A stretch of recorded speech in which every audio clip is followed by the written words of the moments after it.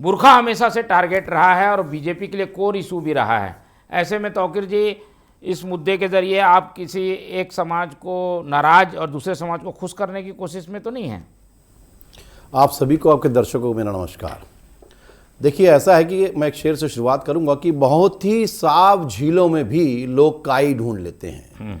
बहुत ही स्पष्ट, बहुत ही साफ झीलों में भी लोग काई ढूंढ लेते हैं और बुराई ढूंढने वाले बुराई ढूंढ लेते हैं। वो स्थिति है साहब, ऐसा नहीं है, बुराई करने की जरूरत नहीं। देखिए, अभी मैं जितेंद्र गोलछा जी जो रायपुर सराफा के महासचिव हैं, उनकी बातें सुन रहा था और उसके पहले आपने जो एक बयान चलाया था वहाँ छत्तीसगढ़ के सराफा एसोसिएशन के जो हैं उनका भी बयान मैंने सुना, ध्यान से सुना। इन्होंने बात सत्य है। देखिए, ग्राहक सबके लिए भगवान होता है। ये देखिए, हमारी सनातन संस्कृति की बहुत अच्छी ये पहचान है कि ग्राहक को भगवान के रूप में मानता है।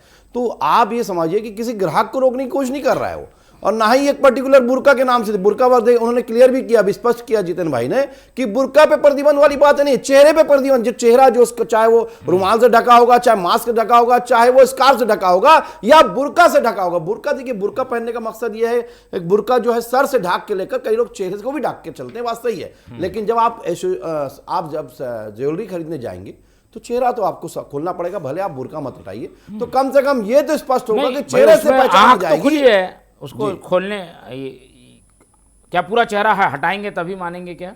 ये स्पष्टता नहीं, मैं भी हाँ जी, तौकीर जी अपनी बात पूरी कर लीजिए। देखिए, क्या है, मैं वही बात कर रहा हूं, मैं अपनी बात पूरी कर लूं कि स्पष्ट यह है कि चेहरा दिखना चाहिए। चेहरा दिखेगा तो कैमरा भी पकड़ेगा। कोई अपराध, चेहरे के पीछे कोई अपराधी होगा, उसके ऊपर किसी जाति या किसी धर्म या किसी धर्म विशेष के लोगों के ऊपर ये सब बातें नहीं है। इनकी बात एकदम स्पष्ट है, क्योंकि सबसे ज्यादा ग्राहक तो जो है, अगर रायपुर सराफा एसोसिएशन में आप जाइए तो आधे ज्यादा ग्राहक तो हमारे हिंदू भाइयों की दुकानों में मुस्लिम महिलाएं लेके आती है। लेकिन इस प्रकार से अगर कांग्रेस इल्जाम लगाने की कोशिश कर रही है कि धर्म के नाम से या कानून व्यवस्था के नाम से, तो ये ठीक नहीं है। दोषारोपण करने का जो है आपको अधिकार नहीं साहब, किसी भी धर्म के नाम से आप बिल्कुल आप ऐसा ना करिए। और सलाम भाई की बात मैं सुन रहा था कि हमारे लोग जो है, हमारे समाज के लोग हैं, गिल्टी फील करने की कोशिश, गिल्टी फील करते हैं। ऐसा नहीं है साहब, आप पहले उनकी भावनाओं को समझिए। सिक्योरिटी के पर्पज से वो ये बोल रहे हैं कि चेहरा खुला होना चाहिए।